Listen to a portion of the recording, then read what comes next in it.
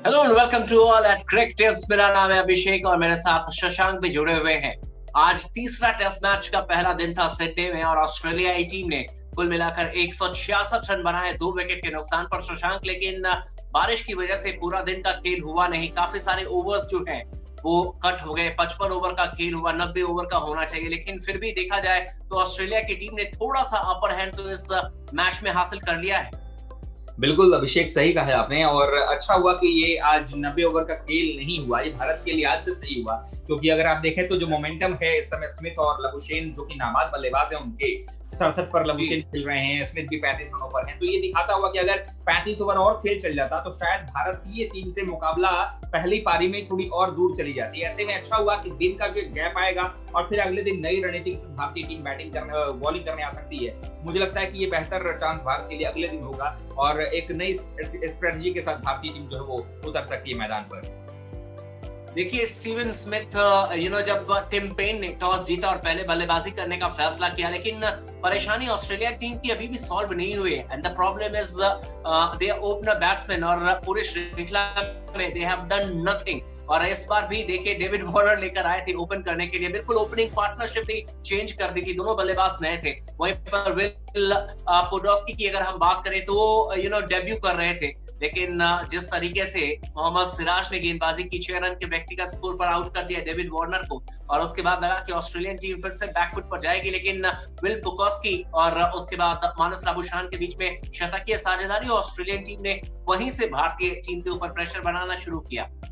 बिल्कुल सही बात है। और जिस तरीके से पहला विकेट गिरा था उसके बाद जो बारिश ने खलल डाला मुकाबले में, और उसके बाद फिर से जब शुरुआत हुई, और जब आपका विकेट कीपर जो होता है टेस्ट में बड़ा ही इंपॉर्टेंट रोल प्ले करता है अभिषेक। और अगर ऋषभ पंत जैसा विकेट कीपर जो पहले से ही एक तरीके से बदनाम है अपनी खराब विकेट कीपिंग को लेकर के, और अगर उन्होंने दो कैचेस पोडोस्की के छोड़ दिए, वो भी तब जबकि वो 25 रन भी नहीं बना पाए थे, तब छोड़ा, फिर 32 रनों पर छोड़ दिया गया।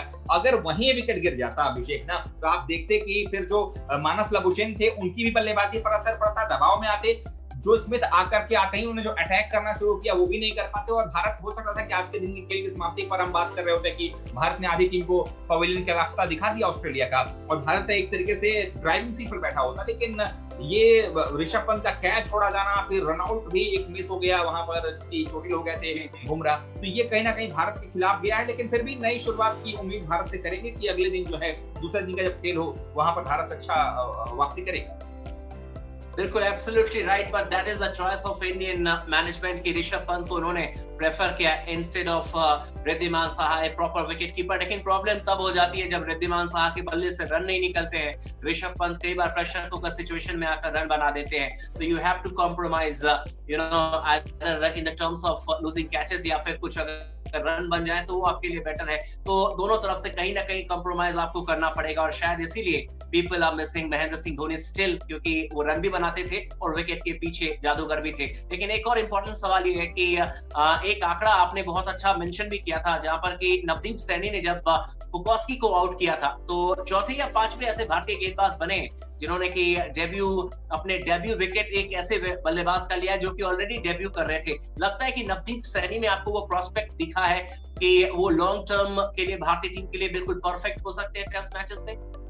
अभी ये कह पाना थोड़ी जल्दबाजी होगी अभिषेक, लेकिन जिस तरीके से गेंदबाजी उन्होंने की है और जिस तरीके से पोडोस्की को उन्होंने सेट करके आउट किया, अगर कहें तो गलत नहीं होगा, क्योंकि लगातार शॉर्ट गेंदों पर जिस तरीके से पोडोस्की ने उनको बैक टू बैक 2 कट लगा करके चौके लगाए, उसके बाद से अगर आप देखें तो अचानक से गेंद आगे की तरफ आई और उनको पगबाधा आउट कर दिया गया, एलबीडब्ल्यू आउट हो गए। तो ये दिखाता हुआ कि सैनी तो देखिए गेंदबाजी लिमिटेड ओवर्स क्रिकेट में तो अच्छा कर रहे हैं। अब यहाँ पर जो था वो ये था कि वो टेस्ट में कैसा करेंगे, तो उनको मौका मिला। अभी 8 विकेट ऑस्ट्रेलिया के बाकी हैं, अगर इसमें से 2-3 विकेट और निकाल लेते हैं सैनी, या 2 विकेट और भी निकाल लेते हैं, तो एक अच्छा डेब्यू कहा जाएगा पहली पारी के आधार पर। सैनी का लंबी जर्नी अभी होने वाली है, सैनी के पास मौका होगा कि अपने आप को प्रूव करें।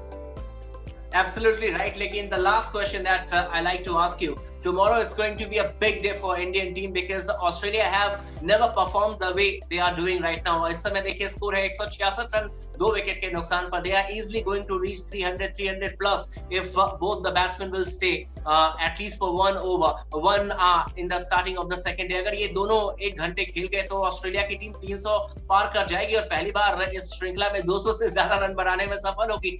मेरा सवाल ये शशांक कि ऐसे में लगता है कि भारतीय टीम के ऊपर प्रेशर बढ़ेगा। अगर ऑस्ट्रेलिया की टीम ने सिडनी के मैदान पर पहली पारी में 350 रन के आंकड़े छू लिए तो फिर भारतीय टीम को सेव करना पड़ेगा ये टेस्ट मैच। लगता है कि ये जो बातें मैंने कही है, जो चीजें हैं वो रियलिस्टिक भी नजर आती हैं।